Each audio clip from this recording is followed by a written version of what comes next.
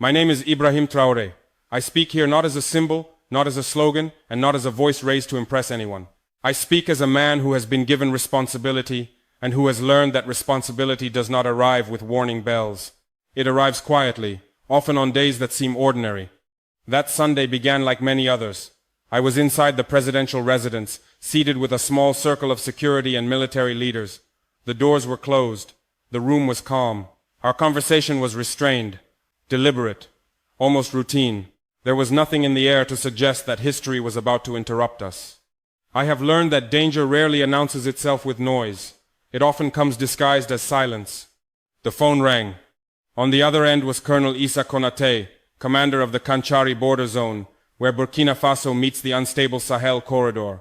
His voice was controlled. He did not rush his words. Yet between each sentence, there was weight. Not fear, but gravity. He did not ask for instructions. He asked me to come.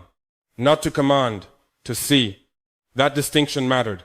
As he spoke, I stood up without realizing it. My chair moved back. The room noticed. The meeting ended without formal closure. Some moments do not allow ceremony. While the convoy was being prepared, my mind did what it always does in times like this. It searched for patterns. Border incidents are not new to us. Smuggling, weapons, human misery, moving quietly through invisible lines drawn on maps by people long gone. We live with these realities every day. But this felt different. Colonel Konate told me only what was necessary. A convoy had been stopped. It was moving at night. It carried no commercial markings. Its route had been deliberately concealed. There were exactly 57 trucks. He said no more. During the drive, I thought of the word border. In foreign capitals, it is an abstract concept. On our land, it is a living wound. Borders here breathe, they bleed. They swallow people without leaving names behind. I also thought of Christ. Not in the way politicians invoke him, but in the way a man does when he knows he is about to look directly at suffering. I thought of the moments in Scripture where truth is revealed, not through thunder, but through the simple act of opening a door. I did not know then what was inside those trucks. I only knew that whatever it was, it had already crossed many moral lines long before it reached our soil. And as we approached Kanchari, one thought pressed harder than all the others. Somewhere ahead of me, truth was waiting. When I arrived at the border post in Kanchari, the night had not fully released its grip on the land. The air was cool, but heavy. Soldiers stood straighter than usual. No one spoke more than necessary. Silence, in places like this, is never empty. Colonel Konate greeted me without ceremony. His eyes told me what his words still withheld. He led me toward the edge of the compound, where the trucks had been halted in a long, unnatural line, like an animal frozen mid-movement. I counted them without meaning to, one by one. 57. Exactly as he had said. There were no company names painted on their sides. No license information that made sense. No paperwork that matched the routes they claimed to be traveling. These trucks were not lost. They were not confused. They were careful. They had moved only at night. They had avoided populated areas. Their drivers carried rehearsed answers, each one slightly different, just enough to sound improvised. None of them could explain the full journey. None of them knew the destination. That alone told me this was not a mistake. Colonel Konate explained how the convoy had been detected, not through advanced technology, not through foreign intelligence, but through something older and more reliable. Observation, patterns. A local patrol noticed the same dust trail crossing the same dry riverbed 3 nights in a row. No traders do that. No farmers do that. Only those who do not want to be seen move in such repetition. When the patrol moved closer, the trucks did not accelerate. They slowed. That too was a signal. Innocent men panic. Professionals calculate. The order to stop them was given quietly. No sirens. No warning shots. Just vehicles blocking the path, and soldiers stepping forward with calm certainty. Resistance never came. That was another sign. As I walked along the line of trucks, I felt something familiar settle in my chest. It was the feeling that precedes revelation. The moment before you confirm that your worst assumptions were not exaggerated. I asked Colonel Konate what they had declared as cargo. He paused before answering. Mixed goods, he said. Spare parts, construction material. I nodded. Lies often borrow the language of normal life. I asked him how many trucks had been inspected before my arrival. Only a few, he replied.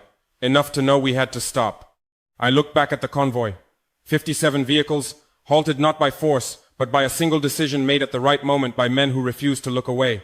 That was when I understood something important. This was not a random crime moving through our territory. This was a system in motion. And systems do not exist without protection. I turned to Colonel Konate and told him to proceed exactly as he had been trained. No shortcuts, no assumptions. Every truck would be opened. Every truth would be forced into the light. At that moment, I still believed weapons would be the worst thing we would find. I was wrong. The first truck was opened slowly. Not because we feared what was inside, but because opening a sealed truth always deserves care. Metal doors groaned as they parted. The smell came first. Oil, grease, cold steel. The kind of smell that belongs nowhere near civilians. Inside were crates, stacked with precision. Not the careless precision of commerce, but the disciplined order of military logistics. Each crate was sealed, labeled in codes that did not belong to our armed forces, nor to any recognized national inventory. When the first crate was opened, there was no confusion left. Weapons. Not old, rusted remnants scavenged from forgotten wars, but modern arms. Clean, maintained, ready for immediate use. Rifles wrapped to protect from dust. Ammunition packed in quantities meant for sustained violence, not defense. Components that suggested coordination, not chaos. I have seen weapons before. Anyone who has lived in our region has. But what stood before me was not the randomness of black market trade. This was organized supply. This was intent. Colonel Konate stopped the inspection after only a few crates. He had already seen enough to know what this meant. Continuing without full authority would risk destroying evidence.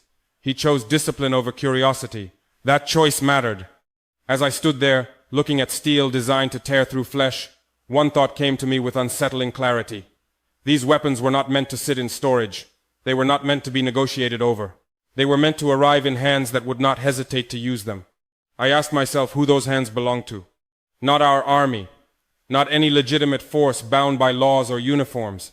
These weapons were destined for those who thrive in shadows, who do not answer to borders, who do not sign treaties. Men who do not build nations, only graves. I felt no anger then, only a deep, cold awareness. Weapons are not evil on their own. What makes them terrifying is certainty. And whoever had sent this convoy was certain of something. Certain that these trucks would pass. Certain that no one would stop them. Certain that the lives they would help destroy would never be counted. I walked away from the open crates and looked again at the remaining trucks. 57 in total. Only the beginning had been touched. That was when Colonel Konate spoke again, his voice lower than before. "Mr. President," he said, "the rest are different." I turned back to him. Different is a dangerous word. He explained that when soldiers approached the next set of vehicles, the sounds did not match cargo. There were no shifting crates, no metal responding to movement. There was something else, something soft, something alive. I remember thinking, for a brief moment, that perhaps I had misheard him.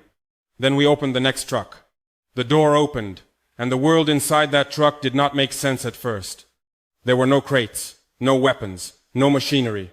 Instead, there were bodies pressed together in a way that no human being should ever experience. Women, young, older, some barely more than girls. Their hands were bound, their mouths covered, their backs curved not from rest, but from long hours of forced stillness. For a moment, no one moved. I heard breathing before I heard voices, shallow, uneven breaths, like the air itself was rationed. Eyes reflected the light from our lamps, wide and unfocused, as if sight had become something dangerous to trust. I have faced armed men without flinching. This made my legs feel heavy. A soldier stepped forward instinctively, then stopped, unsure whether to speak, unsure whether sound itself might break something fragile. One of the women tried to stand. She fell immediately. Her body had forgotten how. There were no documents, no names, no explanations taped to the walls. These were not passengers. They were inventory. I asked how long they had been inside. No one knew. The drivers would not answer, or could not. Water was brought, blankets. Medics moved in with hands trained for wounds, now forced to treat a different kind of damage. Some women cried when they were untied. Others did not react at all. Trauma does not follow a single pattern. I stepped back, because leadership sometimes means knowing when your presence helps, and when it overwhelms. But I did not leave. As the women were guided out, one by one, the scale of it became clearer. This was not a small operation. This was not desperation. This was design. I thought of all the speeches made in comfortable rooms about human rights. I thought of all the conferences where words like dignity and protection are repeated until they lose weight. None of those words were present in this truck. Only breath, fear, survival. And then, from deeper inside the convoy, I heard something else. A sound thinner than fear, higher, fragile, crying. Not the cry of an adult who understands suffering, but the cry of someone who does not yet understand why it exists. I walked toward it before anyone could stop me. The next truck was smaller. The doors resisted, as if even the metal did not want to reveal what it carried. When they finally opened, the air escaped like a held breath. Children. They were packed in a way that made counting difficult. Thin arms wrapped around thinner shoulders, eyes darting, faces marked with dust and confusion. Some clutched each other with the instinct of those who have already learned that adults cannot be trusted. One of them stepped forward. Not the smallest, not the strongest, just the one who decided to speak. His voice shook, but his words were clear. He spoke of the night they were taken, of men with weapons, of parents pushed aside, of crying that did not stop anything. He did not ask me who I was. He did not ask for justice. He asked if they would live. In that moment, the titles I carried meant nothing. President, commander, leader. None of them answered that question on their own. Only action did. I ordered immediate protection for every person pulled from those trucks. Not temporary care, not processing. Protection, safety, names restored where possible, futures reclaimed where we could. Then I gave another order. A full investigation. Not for appearances, not for reports, for truth. Because this convoy did not exist in isolation. Someone paid for it. Someone protected it. Someone believed it would pass unnoticed. And that belief was the most dangerous thing of all. After the children were moved to safety, the border post felt different, not quieter, heavier, as if the land itself had absorbed what we had uncovered and was now asking what we intended to do with that knowledge. I stayed longer than protocol advised. Leaders are often encouraged to distance themselves from scenes like this, to receive summaries instead. But summaries smooth edges, and this truth had edges that needed to cut. When the women were calm enough to speak, their stories did not arrive as a single narrative. They came in fragments, broken timelines, half-finished sentences. Trauma does not organize itself for the convenience of listeners. One woman spoke of a job offer, a promise of work in a city she had never seen, with wages she could barely imagine.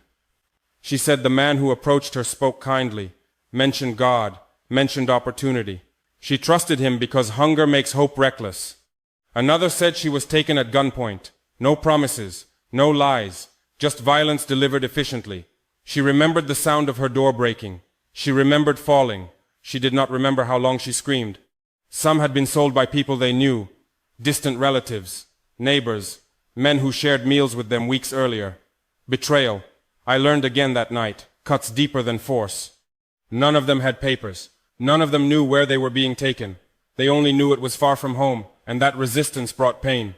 I listened without interruption. Not because I had answers, but because listening was the only dignity I could offer in that moment. As they spoke, a question began to repeat itself in my mind, quietly at first, then with increasing insistence. Who has the resources to move people like this? Not one truck, not two, 57. Vehicles, drivers, fuel, routes, bribes, silence. This required money, coordination, and protection at multiple levels. This was not the work of desperate individuals. This was enterprise. The second question followed immediately after. Where were the weapons meant to go? Weapons and human beings traveling together is not coincidence. It is strategy. Violence clears paths. Fear enforces obedience. These are not separate crimes. They are connected branches of the same tree. And then the final question arrived, the one that settled deepest. How many times had this already happened? If our patrol had not noticed the dust, if that one observation had been dismissed, if the convoy had passed one night earlier or later, these women and children would have vanished into numbers that no one tracks, into places where survival itself becomes negotiable. I stood there, under a sky that did not care about borders or titles, and I understood something painful. Evil does not rely on monsters. It relies on indifference, on the assumption that no one will look closely enough. That night we looked. And once you see something like this, you do not return to who you were before. As dawn began to dilute the darkness, the work did not slow. It intensified. Light does not soften truth, it sharpens it. I ordered every driver separated and guarded, not treated as enemies but not trusted as witnesses either. Men who move in silence often mistake it for invisibility. I wanted them to understand that invisibility had ended. Some claimed ignorance. They said they were hired for transport only, that they did not load the trucks, that they did not ask questions. This is a familiar defense. It is the lie that allows cruelty to scale. When everyone is only responsible for a fragment, no one feels responsible for the whole. I listened to them carefully, not to believe them, but to understand the structure they were part of.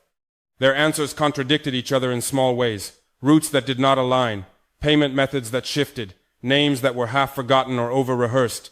These inconsistencies were not mistakes. They were traces. And traces, when followed patiently, lead somewhere. As reports came in from our intelligence officers, a picture began to form. This convoy had not originated nearby. It had crossed multiple regions. Each crossing required clearance. Each clearance required cooperation, either through corruption, fear, or calculated neglect. No system like this survives without allies. That realization forced me to confront an uncomfortable truth. The danger was not only beyond our borders, it lived within them as well, not as a single enemy, but as a network of compromises, a guard who looks away, an official who delays paperwork, a phone call unanswered at the right moment. I have learned that corruption rarely announces itself as betrayal. It presents itself as fatigue, as necessity, as the small bending of rules that slowly reshapes the entire structure. I ordered the investigation to expand beyond the convoy itself. Financial records, communication logs, border movements from previous months. Patterns matter more than confessions. Some advisors warned me quietly. They said this path would create enemies, that it would disturb arrangements that keep things stable. I understood what they meant. Stability built on silence is not stability. It is postponement. I thought again of Christ, not as an emblem, but as a man who overturned tables when silence became complicity. He did not do so to provoke chaos. He did it because truth had been priced, and the cost was too high. This was not about humiliation. It was not about making an example. It was about interruption, stopping a system mid-motion, and refusing to let it resume as if nothing had happened. As the sun rose fully, I walked once more past the trucks. They no longer looked powerful. Without movement, without secrecy, they were just empty shells. The illusion had collapsed. I knew then that this moment would follow me beyond Kanchari, that it would shape decisions yet to come, that it would test alliances, both spoken and unspoken. And I accepted that. Because leadership is not measured by how well you preserve comfort, but by what you choose to confront when comfort becomes immoral. As the investigation widened, so did the weight of what we had uncovered. Information does not arrive all at once. It accumulates, like pressure behind a wall. And at some point, the wall begins to crack. The first confirmations came quietly. Bank transfers routed through shell companies. Payments broken into amounts small enough to avoid attention, yet frequent enough to sustain movement. Fuel purchased in advance along corridors that had no legitimate commercial demand. Communication devices distributed to drivers that bypass standard networks. This was not improvisation. This was rehearsal. I asked my intelligence team a question that had been growing inside me since the first truck was opened. Who had the money, the reach, and the confidence to run an operation like this? The answers were cautious. Not because they lacked information, but because information of this kind is dangerous to speak too quickly. Names were not yet confirmed, but affiliations were suggested, connections that crossed borders, interests that did not align with peace or development, but with perpetual instability. In regions like ours, chaos is a currency. It lowers prices. It weakens resistance. It turns human beings into variables that can be moved, sold, erased. The weapons found in the first trucks began to make more sense. They were not meant to fight a war that would be reported on the evening news. They were meant to sustain low-level terror, the kind that never ends, the kind that keeps communities afraid, governments distracted, and profits flowing to those far from the consequences. I thought of how many lives those weapons could have ended, not in a single moment, but slowly, through raids, through intimidation, through the quiet normalization of violence. And I understood then that stopping this convoy was not just an act of enforcement. It was an interruption of a future that had already been planned. The final question returned to me again, heavier than before. If we had not stopped them, how many would have disappeared? Not just the women and children in those trucks, but the people who would have been killed by the weapons they carried. Villages emptied, families scattered, names lost to time. The world would have moved on, unaware that something preventable had been allowed to happen. I do not believe in fate as an excuse. I believe in moments where choice matters. That Sunday was one of those moments. As reports continued to arrive, I gave one final instruction regarding this case. It was simple, and it was non-negotiable. Nothing would be buried. Nothing would be softened. No partner, foreign or domestic, would be protected from scrutiny if their shadow touched this crime. Truth does not weaken a nation. It tests it. And I was prepared for that test. As the hours passed, I felt a shift inside myself that I did not try to resist. Until that day, my understanding of leadership had been shaped by strategy, defense, and survival. After that convoy, it became something else. I realized that power is not proven when everything functions as planned. It is revealed when you encounter something that should not exist, something built entirely on the assumption that no one will stop it. I asked to speak again with the child who had addressed me earlier, not to question him but to listen once more. He stood straighter this time, not because fear had left him, but because he sensed that his words mattered. He spoke again of the night, of men arriving without warning, of his father trying to shield them and being struck down for it, of his mother screaming his name as he was dragged away. His memory did not wander. Trauma had carved it sharply. Then he said something I have not been able to forget. He said that while they were in the truck, some of the younger children believed they were being punished, that they must have done something wrong to deserve this. He had tried to tell them otherwise, but he was not sure himself. That is how deep injustice goes. It convinces the innocent that guilt belongs to them. In that moment I felt something close to anger, but it was not violent. It was focused. It was the kind of anger that clarifies rather than blinds. The kind that refuses to accept explanations that end with, "This is how things are."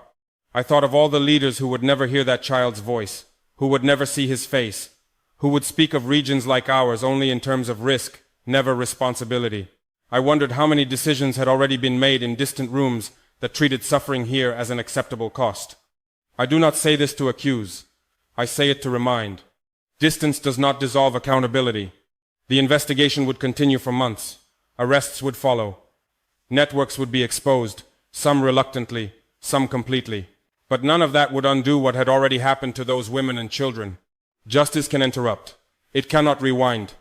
That is why I chose to speak publicly about this, not immediately, not with spectacle, but with intention. Silence would have been easier. Silence would have avoided tension. But silence would also have allowed this to repeat itself under a different moon. I do not believe leadership is about appearing strong. I believe it is about refusing to lie to yourself about what you have seen. And I had seen enough. As I returned to the residence later that day, the distance between Kanchari and the capital felt longer than it ever had. Roads that I had traveled many times before now seemed unfamiliar, not because they had changed, but because I had. Sleep did not come that night. When it finally did, it was shallow and broken.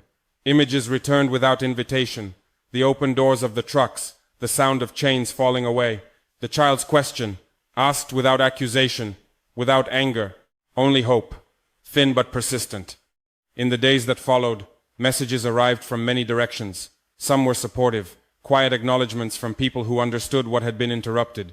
Others were less comfortable, carefully worded concerns, questions disguised as advice, suggestions that this matter be handled discreetly. Discretion is a word that often means forgetting. I refused that path. I convened meetings not to dramatize what had happened, but to ground it in reality. Security leaders, judicial authorities, social services, faith leaders, not to speak for cameras, but to ensure that those rescued were not treated as evidence, but as human beings. Care is not a single act, it is a process. The women were given medical attention, psychological support, and, most importantly, time. No one was forced to speak. No one was hurried into gratitude. Trauma does not resolve on a schedule that suits governments. For the children, we focused on restoration, names, origins, family traces. Some were reunited quickly, others faced longer silences. Every delay carried its own pain. But we refused to replace one form of disappearance with another. As these efforts unfolded, the investigation continued to expose what many prefer not to see. Routes overlapped with known conflict zones. Payments intersected with businesses that claimed neutrality. The language of commerce had been used to mass cruelty. This is where I want to speak directly to those beyond our borders. Do not misunderstand what I am saying. This is not a story about one country's virtue and another's failure. It is a story about systems that benefit when places like ours remain unstable, when borders are treated as porous only for weapons and despair, but rigid for dignity and protection. Evil rarely looks like hatred. It often looks like efficiency. I am aware that speaking this way makes some uncomfortable. That is not my intention, but neither is comfort my responsibility. Truth has weight. If it presses on you, that does not mean it is wrong. In moments like these, I return again to Christ, not as a figure used to divide, but as one who insisted that what is done in darkness will be brought into light, not to shame, but to heal. Light hurts before it helps. That is a reality many forget. And that is why this story does not end at the border post. It continues in every choice we make afterward. As the weeks passed, the world returned to its rhythm, but I did not. Public life demands motion, decisions, appearances. Yet beneath all of that, something had shifted permanently. I began to notice how easily suffering becomes abstract once it is processed into reports. Pages replace faces, numbers replace names. Even compassion, when filtered through bureaucracy, can lose its urgency. I resisted that. I asked for updates, not in summaries, but in human terms. Who had been reunited with family? Who still waited? Who woke in the night, screaming? Who had begun to sleep again? These details do not belong in official statements, but they belong in the conscience of anyone entrusted with authority. Some nights, I returned to the same question that had followed me since Kanchari. Why do some lives move the world, while others pass through it unnoticed? Age teaches people to accept imbalance as inevitability. Faith teaches something different. Faith teaches that every life carries equal weight, even when the world refuses to measure it that way. I know many of you listening to this are older. You have lived through wars, through promises made and broken, through leaders who spoke loudly and listened rarely. I do not ask you to believe everything I say. I ask you to consider why a convoy like that could exist at all. It exists because somewhere, someone calculated that no one would care enough to stop it. That calculation was wrong. But it will only stay wrong if vigilance remains, if memory remains, if those who hear this refuse to let it become just another story. Leadership is often discussed as strength, as decisiveness, as control. Those things matter. But I have learned that leadership also requires something quieter, the willingness to be disturbed, to allow what you see to change you, even when change complicates your path. I did not emerge from that Sunday with more certainty. I emerged with more responsibility. And that responsibility did not end when the trucks were emptied. It did not end when arrests were made. It did not end when the headlines moved on. It continues in how we choose to see one another, in how quickly we look away, or how long we are willing to look. There is a moment, after events like these, when silence returns and tests you. Not the silence of shock, but the silence of distance. The kind that asks whether you will carry the weight forward or set it down and move on. I did not set it down. I began to speak with leaders beyond our borders, quietly at first. Not with accusations, but with facts. Not with anger, but with clarity. I told them what we found, how it was found, what it meant. I described the coordination, the money, the confidence behind it. I did not exaggerate. I did not soften. Some listened closely. Others listened politely. A few changed the subject. That response taught me something important. The world does not lack information. It lacks patience for uncomfortable truth. I was not surprised. Age brings realism. Faith brings endurance. I spoke to religious leaders as well. Christian leaders, Muslim leaders, elders whose authority does not come from elections but from trust. I told them that this was not only a security failure, it was a moral one. When human beings are moved like objects, the problem is not borders, it is values. Some of them wept, others prayed. A few asked what they could do. That question mattered more than any statement.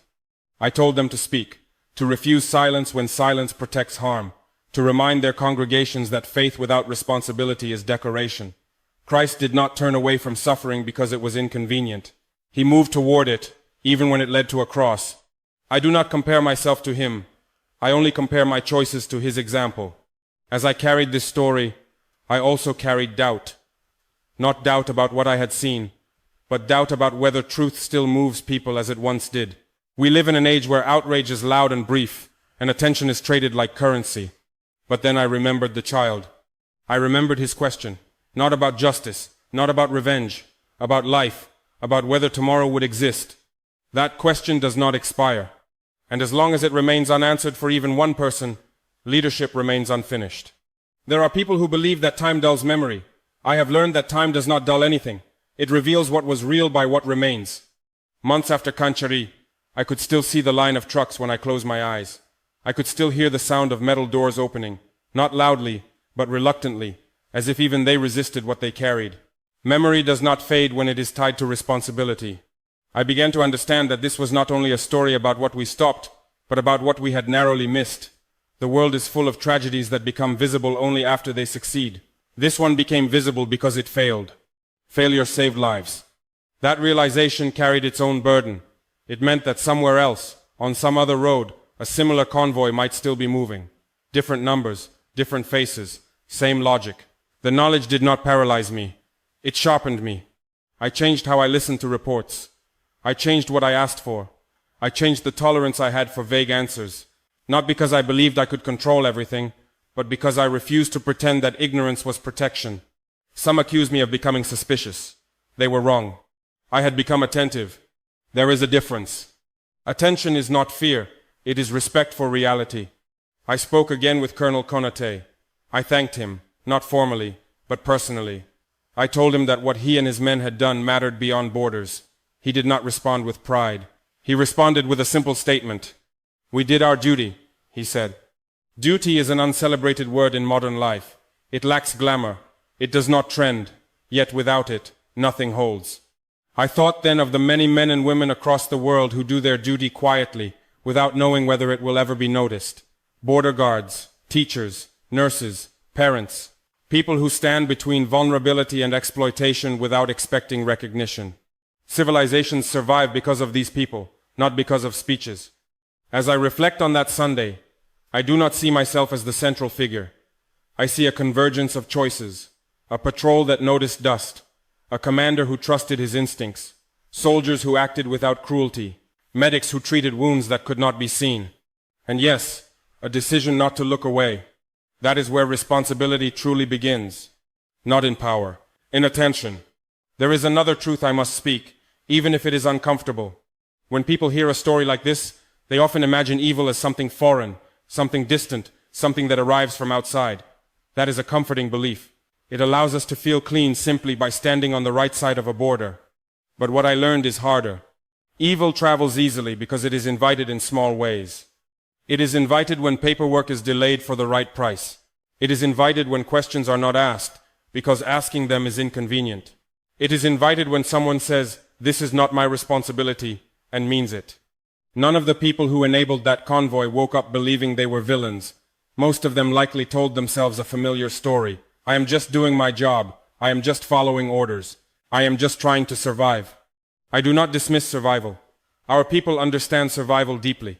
But survival that depends on the destruction of others is not survival. It is decay. As the investigation continued, I saw how ordinary the entry points were. A stamped document here. A phone call there. A barrier lifted at the right moment. No single act looked dramatic. That is how systems of harm protect themselves. They hide inside normality. This is why I speak now, not only to leaders, but to citizens, especially to those of you who have lived long enough to recognize patterns. You have seen how small compromises accumulate, how temporary measures become permanent habits, how language slowly changes to make injustice sound reasonable. I ask you to remember something simple. No child wakes up destined for a truck. No woman consents to being erased. These outcomes are constructed, step by step, by adults who decide that looking away is easier than resisting. I am not naive. I know the world is complex. I know that power, money, and fear shape decisions. But complexity is not an excuse for surrender. Faith, if it means anything, means refusing to surrender what is right just because it is difficult. When Christ spoke of the least among us, he did not do so poetically. He did not mean it as metaphor. He meant it literally. The least protected, the least visible, the least defended. Those were the people in those trucks. And for one Sunday, we did not fail them. The last question stayed with me longer than all the others. If we had not stopped that convoy, how many people would have vanished without the world ever knowing they existed? Not counted as victims, not remembered as names, simply removed. That question does not belong only to me. It belongs to every leader who has ever signed a paper without reading it closely, to every institution that has ever accepted a convenient explanation, to every society that has ever decided that distance reduces responsibility. I began to understand that disappearance is the preferred outcome of systems like this, not death, because death leaves evidence, disappearance leaves silence, and silence is easy to manage. When a person disappears, there is no funeral that draws attention, no grave that gathers mourners, no record that demands answers. There is only absence, slowly normalized. That is why stopping that convoy mattered beyond the lives we immediately saved. It disrupted a pattern that depends on invisibility. It forced something meant to be silent into speech. I thought of the parents who would have waited for children who never returned, of villages where women would be spoken of only in past tense, without explanation, of the quiet rewriting of reality that happens when loss is never officially acknowledged. Those weapons would have contributed to that same silence, not through one large massacre that shocks the conscience, but through steady pressure. Fear that empties schools, threats that close clinics, violence that becomes background noise. This is how societies are weakened without formal war. I realized then that the convoy represented a philosophy, not just a crime, a belief that some lives can be moved, traded, erased, without consequence, a belief that profit and power outrank dignity. That belief is older than any border, and it survives only when it goes unchallenged. On that Sunday, it was challenged. Not perfectly, not permanently, but decisively. I do not pretend that one intervention changes the world. But I know this. Every system of harm depends on the assumption that resistance is unlikely. The moment that assumption fails, the system becomes fragile. And fragility is where change begins. I carried that understanding with me as I prepared to speak more openly. Not to accuse, not to perform, but to testify. To say plainly what had been seen and what it meant. Because silence, after knowledge, is no longer neutral. It becomes a choice. After I decided to speak, I did not rush. Words spoken too quickly often serve the speaker more than the truth. I needed distance, not from what happened, but from the instinct to dramatize it. This was not a story that required embellishment. Reality was already heavy enough. I asked myself who needed to hear this most. Not those who already agree with me. Not those who look at Africa only through statistics. I thought of older men and women in places far from Kanchari. People who have lived long enough to recognize when something is fundamentally wrong. People who still carry faith not as identity, but as conscience. I thought of the words of Christ again. The ones that do not decorate walls but trouble sleep. That whatever we do to the least of these, we do to him. Not symbolically, directly. Those trucks did not carry strangers in that sense. They carried him. That realization stripped the event of politics. It made it personal. It made neutrality impossible. I also knew that speaking would bring consequences. Truth always does. Some doors would close. Some alliances would cool. Some voices would accuse me of exaggeration, of creating discomfort where cooperation was needed. But cooperation built on denial is not cooperation. It is performance. I am often asked whether leadership requires courage. I think that is the wrong question. Courage implies a moment. Leadership requires endurance, the willingness to hold a position even when it becomes lonely. As I prepared my address, I did not rehearse for effect. I spoke the way I am speaking now, simply, clearly, without accusation, without apology. I did not ask the world to save us. I asked it to see us. To see that what happened at Kanchari was not an anomaly, but a window, and that windows, once opened, cannot be unseen. This is where part 2 of this story reaches its edge. Not its end, but its turning point. Because what matters most is not what I witnessed that Sunday. It is what we choose to do with the knowledge afterward. There comes a point, after witnessing something like this, when words feel inadequate, yet silence feels like betrayal. I stand between those two tensions now. I do not believe the world is beyond repair. I have seen too many small acts of courage to accept that conclusion. I have seen soldiers refuse bribes. I have seen women protect children who were not their own. I have seen a child, stripped of everything familiar, still believe that life might continue. Hope is stubborn. It survives where logic says it should not. I speak now not to condemn, but to invite reflection, especially for those of you who are older, who have watched decades pass, who have seen nations rise and fall, leaders praised and later forgotten, You know that history does not only judge actions, it judges omissions. What we ignore becomes instruction for those who follow us. Africa is often spoken about as if it is always asking for something: aid, intervention, attention. I reject that framing. What we ask for is simpler and harder. We ask not to be used as a corridor for other people's crimes, not to be treated as a shadow where things can move unseen. We ask for moral consistency. If human dignity matters in one place, it matters everywhere. If faith guides action in your home, it must guide how you see suffering beyond it. Christ did not draw borders around compassion. He crossed them. I do not pretend that Burkina Faso is without fault. We struggle, we fail, we learn, but we refuse to accept that cruelty is inevitable. We refuse to accept that some lives are expendable for the comfort of others. That refusal is not ideology, it is conscience. I hope for a world where fewer convoys like that ever begin their journey, where fewer children have to ask whether they will live, where fewer women are forced to learn that trust can be weaponized.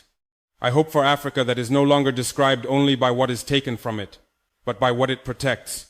And I hope for myself that I never grow accustomed to suffering, that I never learn to look away efficiently.